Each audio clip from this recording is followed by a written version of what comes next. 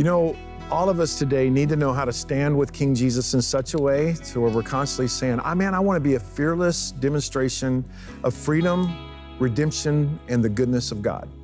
And that's not something that we hit all the time, but it's something that we go after all the time. And man, I want to tell you, I'm going after it. You're going after it. And we so need to encourage each other within that. As usually, whenever we do this open door experience, we typically have me preaching behind the pulpit here at this amazing church. But today I'm going to be taking you into a special place where we're talking about special things and how we're fearlessly demonstrating freedom, redemption, and the goodness of God. Since 1986, my wife and I have been in full-time ministry all over the world. We've been doing Open Door Church for 26 years. We've been doing missions for about 32 years. And today I'm going to be sharing with you some of the most amazing stories, some of the greatest testimonies that we have. This is our Jesus story. You're going to love this. This is the Open Door Experience. Well, a long time ago, the Lord sent Leanna and I into what we thought was just the craziest place on the whole planet Earth. It was the jungles of East Africa. I'm a Johnson County, Texas boy. Leanna was an LA girl, and here we were stomping around in the late 1990s around there. And boom, it turned into something that we would be committed to for the rest of our lives. And I'm here to tell you about it today. Now, normally you guys are watching me preach behind the pulpit here on this very stage, but today I'm going to be telling you how we demonstrate what it is that we preach. Hello, everybody. Troy Brewer here, and I'm sitting here next with my beautiful bride, Leanna Brewer. Hello. Hello. I'm so happy to see you today. I'm happy to be here. Talking about one of your favorite subjects, Uganda. Yes, that is one of my favorites. Sitting next to our sister-in-law, Mendy Knight. Hello, Mendy. Hi. Right. Thanks for having me. And you know something about going to Uganda? I do. How many times have you been to It's one of the Uganda? best places on the planet. It is. I'm probably somewhere 20-ish times, Crazy. something like that. Sitting next to you is your mean old husband, my brother-in-law. So Derrell Knight is sitting right here. And Pastor Derrell Knight, so you're our missions pastor here at Open Door Church. You traveled all over the world. You drug your poor family all over the world, done crazy cool things, done lots of stuff with me, done lots of stuff that I haven't done. Just, you've been out there, man. So 1997, you and I went there. We told this story on another episode about Brother Colin. We met one little boy. Yeah. We put him in a boarding school because he was homeless. And then we decided we could do a better job ourselves with a boarding school. Yes. And then one day you, and I don't know if you were with her. Mindy was with me. Oh my gosh, I should have known you were with Yeah. her. I got a phone call. You guys were on a missions trip in Uganda, and I got a phone call and like, well, I bought something today. And I'm thinking shoes. Well, I did buy those too. Yeah, and you bought 20 acres of land. I did. Why in the world would you do that? That was a really neat story. We had we had been tracking all over the country, but we had come to this one little village, and our partner there, Pastor David, said, I want to stop. And he said, this village, and it was just a jungle. It was just a jungle. He said, it's Muslim. The whole village is Muslim. And he said, I want to just come. There's a real small church that meets under the tree, and I just want you to encourage the people. So we said, okay. We stopped there, and they were meeting underneath the tree. I mean, you can hear the monkeys in the tree, which was really kind of cool. And they were meeting there, and a lot of people came out because they had not seen Mzungus before, and there was several of us Mzungus there.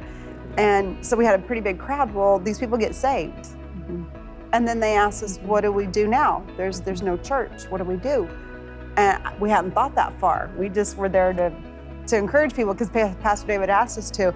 And so he told us, he said, well, they want to know, are they supposed to go back to their mosque? What are they supposed to do? There's no churches. And I said, well, probably not. We probably need to build a church. And he said, well, where are we going to build it? And I said, well, I don't know that either. And there was a lady there that was actually her property, her and her husband's, and she had been bent over where she couldn't stand up anymore. And she was probably 40. She wasn't real old. But because of the work they do in the gardens and stuff, they're bent over, and she got stuck. She couldn't. And we just prayed for her. Didn't think anything of it. We just prayed for her. Well, God instantly healed her. Yes. I mean, instantly healed this lady. And so she stood up. Come on. And we didn't know she had been stuck because we didn't speak the language, and they told us what had happened as we were leaving.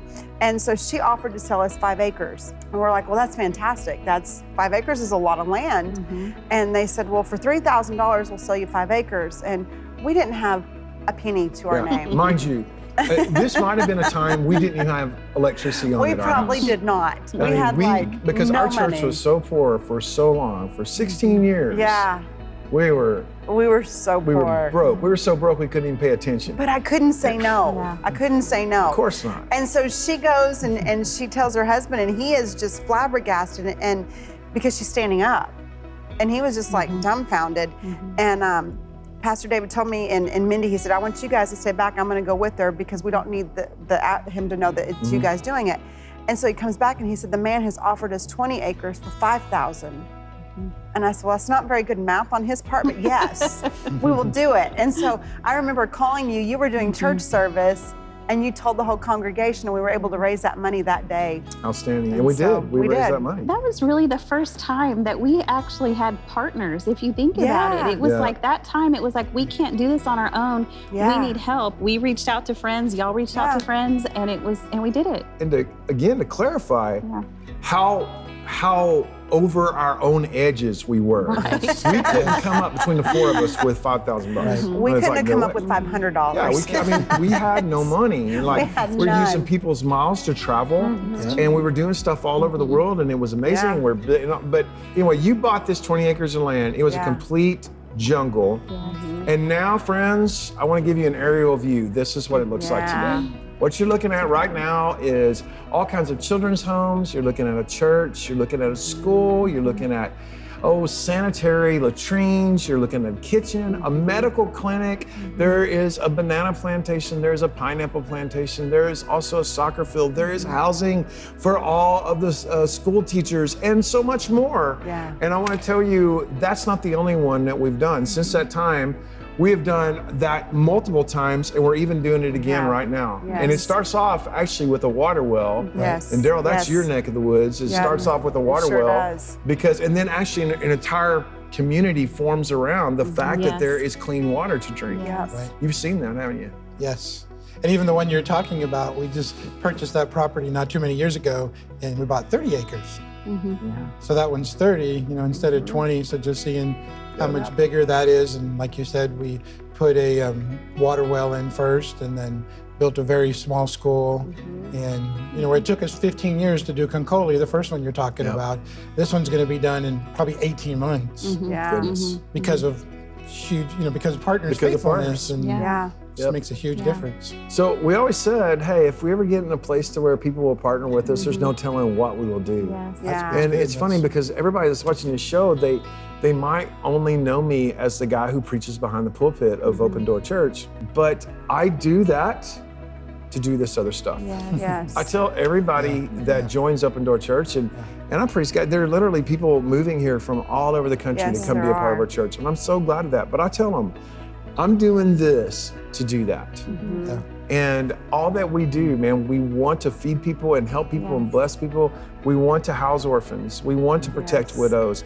And this is something that we've been doing now for over 3 decades. Yes. We didn't just start this. We started this a long time ago before the world ever had a clue who our ministry was or what we were doing. We've been doing this now for 3 decades. Yeah. And now what we're able to do is absolutely incredible. It is. The Lord sends us certain people that make a huge impact on us. And one of the persons that the Lord has sent to us is a girl named Grace. Right on. So Mendy, do you remember the first time you ever saw Miss Grace? I sure do. Yeah? We pulled up in a bus. We stop, and just like Leanna was saying, we pull up to these little villages and encourage people. And we had a church service to stop at that day. And we pulled up to that church service, and Grace was there dancing and praising. Grace has no legs, and she has one full arm and one partial arm. and she was holding the mic with her partial arm and praising the Lord with her full arm. Wow. And she just... Leading worship. Leading worship. She was leading worship at that church. And we all were just a mess. Like, whatever things that were going on in our own lives, sometimes we struggle, like, how do I worship in this place? And she was in literally a hut with nothing, and even her limbs were missing, and yet she was praising the Lord. And we all learned so much from Grace on that first trip. And it's just been a joy to get to walk life with her.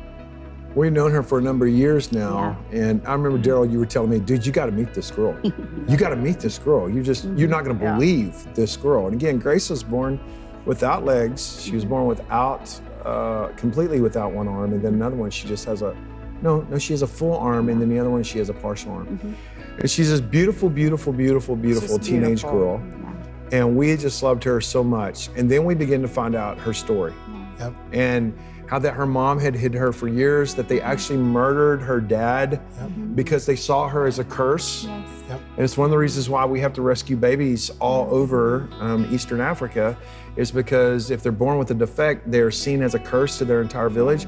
And they literally drove a nail through her daddy's head. Yes. Literally. And her mom had to hide her, I think, like in a basket or something. Yes. Yeah. In the weeds, literally. Just Moses like story. Moses. As a baby. Yeah. You know what? We actually have a video. We interviewed her some years back.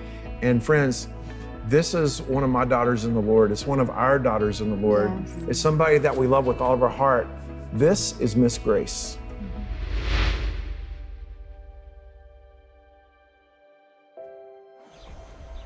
After my birth, they told my mother to kill me because they don't like me. That I'm, how do they call it? It is, in Uganda, it is chonzila, that I'm a curse to them.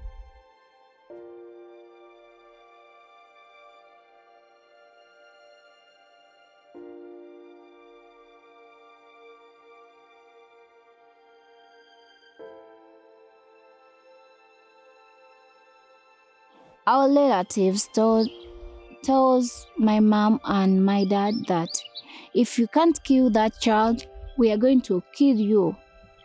Both my mom and my dad. So my dad, what they had to do is to find a place where they can put me. So my mom got it's like a basket, a big basket. She put me there and she had me. There was a small forest.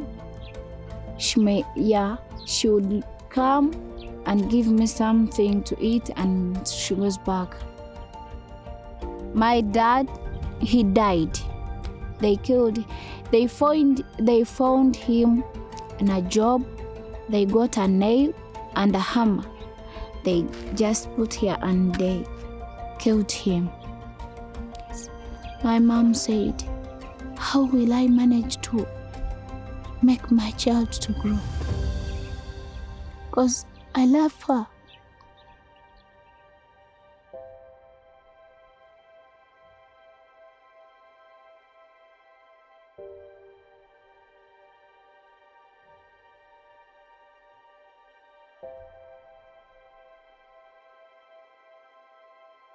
I told my mom, it's like I'm a burden to you. Please kill me because I'm tired of life. I can't live in bushes and I can't live without you. So if it means to kill me so that you can live a better life, please do it. My mom didn't like it. She told me, Grace, I'll die with you. I'll go with you wherever I go. I started asking God, why did you created me?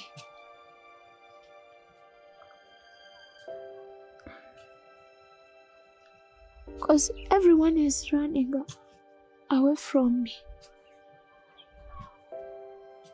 What did I do? Please, if I had something I did, forgive me.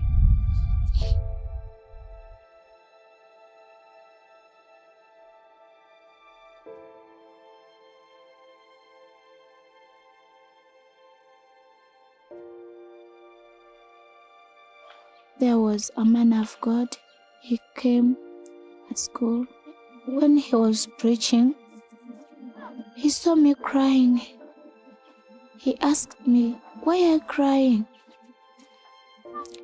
I just kept quiet. Then he told me that, today,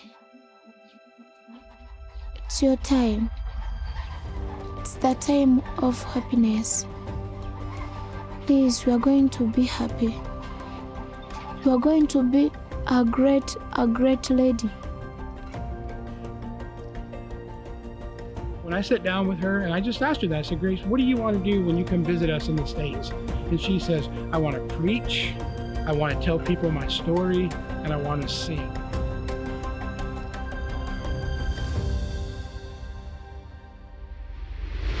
Okay, so those are amazing testimonies, right? Well, these are all true stories, and this is what God is doing among us. And you know what? Help me get the good news out. Become a media missionary. Like this, share this, subscribe to this, comment on it, and then also hit the little, that little bell button on there, right? God bless you so much.